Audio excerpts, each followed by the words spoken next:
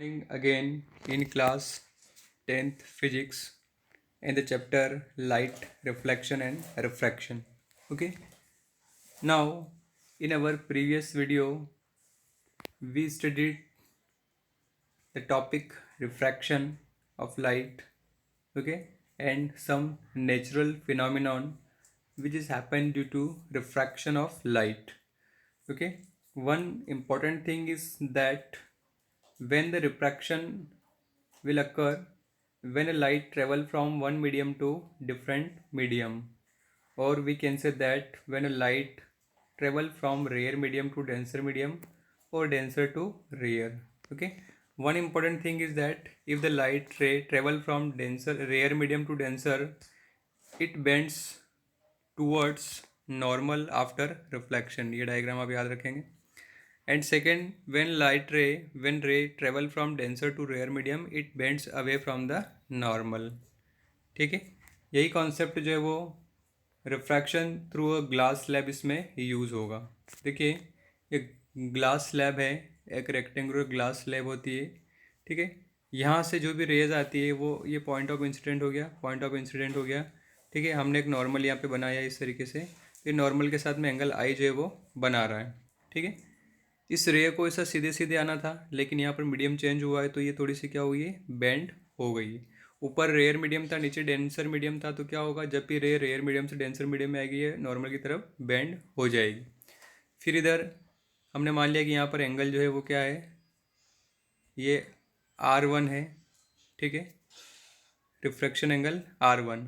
फिर इधर I2 angle हमने माना, और ये जब डेंसर से रेयर में आएगी तो इस नॉर्मल से, ये यहाँ पर भी एक और नॉर्मल हमने ले लिया इंटरफेस पर, तो ये इस नॉर्मल से दूर होती जाएगी. सेकंड कंडीशन की जब भी रे डेंसर से रेयर में आती तो नॉर्मल से दूर हो जाएगी इस तरीके से. ठीक है, तो देखिए ये लेटरल शिफ्ट कितना हुआ, इस तरीके से इतना, ये वाला, ये रे को ऐसे आना था लेकिन वो रे इस तरीके से बेंड होके चली गई इस तरीके से. ये यहाँ पे देखिए इस तरीके से. ओके, हियर लाइट रे changes its direction at O and O dash. O and O dash पे डायरेक्शन को क्या किया, चेंज किया हुआ. The point at the interface of transparent media. अब ये जो रे है ये रिफ्रैक्टेड रे है. ये कौन सी रे है, रिफ्रैक्टेड रे है. और इस रे को हम क्या बोलते हैं, इमर्जेंट रे बोलते हैं. कौन सी रे बोलते हैं इसको, इमर्जेंट. इसने रिफ्रैक्टेड रे लिखा हुआ है लेकिन ये इमर्जेंट रे होती है. क्या होती है, इमर्जेंट रे होती है. ठीक है, एंगल आप देख लीजिए, ये इंसिडेंस एंगल हो गया आई, रिफ्रैक्टेड एंगल हो गया, ये भी रिफ्रैक्टेड एंगल है, और ये एंगल ऑफ इमर्जेंस, इसको हम क्या बोलते हैं, ई को एंगल ऑफ इमर्जेंस. क्या बोलते हैं इसको, angle of emergence. Okay, angle of emergence. देखिए, when a light ray of light AO pass through a rare medium to a denser medium at O on interface AB, it will bend towards the normal at point O dash on the interface DC. The light ray enter from denser medium to rare medium. Here light will bends away from the normal. O dash is a refracted ray, OB is the emergent ray. If the incident ray is extended to C, we will observe that emergent ray O dash B is parallel to the incident ray. The ray will slightly displaced laterally after reflection. वही जो मैंने आपको चीज़ें सब समझाई है वही इसमें लिखी हुई है, आप एज इट इज़ इसको नोट कर लेंगे. When a ray of light incident normally to the surface interface of two media, it goes straight without any deviation. ये बहुत इंपॉर्टेंट लाइन है. When a ray of light is incident normally to the interface of two media, it will go straight without any deviation. क्या, जैसे ये है, ये glass slab है, जब अभी रे इस तरीके से आई थी, ये इस नॉर्मल के साथ में एंगल बना रही थी, आई बना रही थी.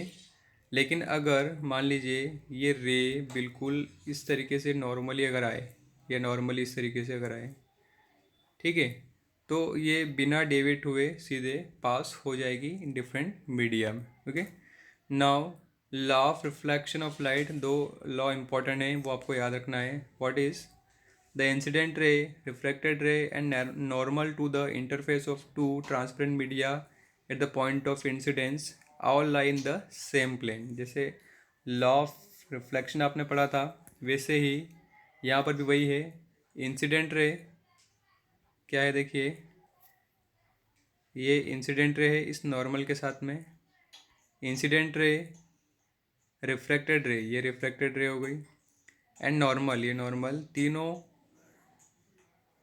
And normal to the interface of two transfer media at the point of incident all lie in the same plane, ये तीनों क्या कर रहे हैं, सेम प्लेन में लाई कर रहे हैं। यहाँ पर देखिए, the ratio of sine of angle of incident to the sine of angle of refraction is constant, sine i upon sine r equal to क्या हो जाएगा, कांस्टेंट, ये इंपॉर्टेंट है, इसको हम क्या बोलते हैं, स्नेल्स लॉ भी बोलते हैं। कई बार क्वेश्चन में पूछा जाता है स्टेट स्नेल्स लॉ, तो आपको बताना है, देखिए यहाँ पर जो है ये डायग्राम इधर, ठीक है, ये एंगल ऑफ इंसिडेंस और ये एंगल ऑफ रिफ्रैक्शन, इन दोनों का जो रेशियो रहेगा वो क्या रहेगा, कांस्टेंट रहेगा। मतलब आपको साइन लेना है, sine i upon sine r equal to, इसको जनरली म्यू बोला जाता है, म्यू, या कहीं कहीं आर भी लिखा हुआ है, तो ये क्या रहेगा, कांस्टेंट रहेगा। For given colour and pair of media,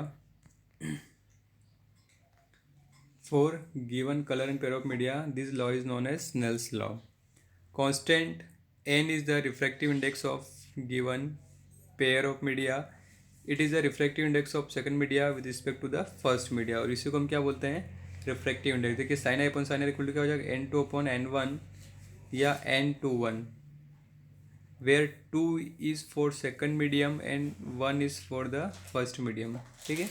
n2 upon n1 का मतलब क्या है, n21 लिखा हुआ है, इसका मतलब ये है कि refractive index of 2 with respect to first, हम इसको क्या बोलेंगे, n21 लिखा हुआ है, इसका मतलब ये है कि refractive index of medium 2 with respect to medium first, ठीक है। फर्स्ट से हम डिवाइड कर रहे हैं इसलिए फर्स्ट के रिस्पेक्ट में ही हम निकालेंगे, ठीक है। रिफ्रैक्टिव इंडेक्स की एक और फॉर्मूला देखिए, the refractive index of glass with respect to air is given by the ratio of speed of light in air to speed of light in glass. देखिए refractive index of glass with respect to air, N G A का मतलब क्या है, refractive index of glass with respect to air, N तो N ji upon N A, speed of light in air upon speed of light in glass, c by v, c by v क्या हो गया, speed of light, और ये आपको मालूम होना चाहिए 3 × 10⁸ मीटर पर सेकेंड होती है। Speed of light in air is marginally less compared to that in vacuum. Refractive index of air with respect to glass is given by, ये फार्मूला आपके पास में है, ठीक है, n ji upon n upon refractive index of air with respect to glass. यहाँ क्या था, glass with respect to air, अगर आपको air with respect to glass निकालना है तो जिसके रिस्पेक्ट में निकालना है वो नीचे आ जाएगा, ग्लास के रिस्पेक्ट में तो n a upon n g, तो ये हो जाएगा वी बाय सी, ठीक है। इस तरीके से आप रिफ्रैक्टिव इंडेक्स फाइंड कर सकते हैं। एक और इम्पॉर्टेंट है, absolute refractive index of medium is simply called refractive index, और ये हो जाएगा n m speed of light in air upon speed of light in vacuum, c by v. Refractive index water का क्या होगा, 1.33, और रिफ्रैक्टिव इंडेक्स ग्लास का 1.52, ठीक है। आपको इतना क्लियर होना चाहिए रिफ्रैक्टिव इंडेक्स के बारे में, क्योंकि कुछ न्यूमेरिकल भी है रिफ्रैक्टिव इंडेक्स के, मैं आपको करवाऊँगा।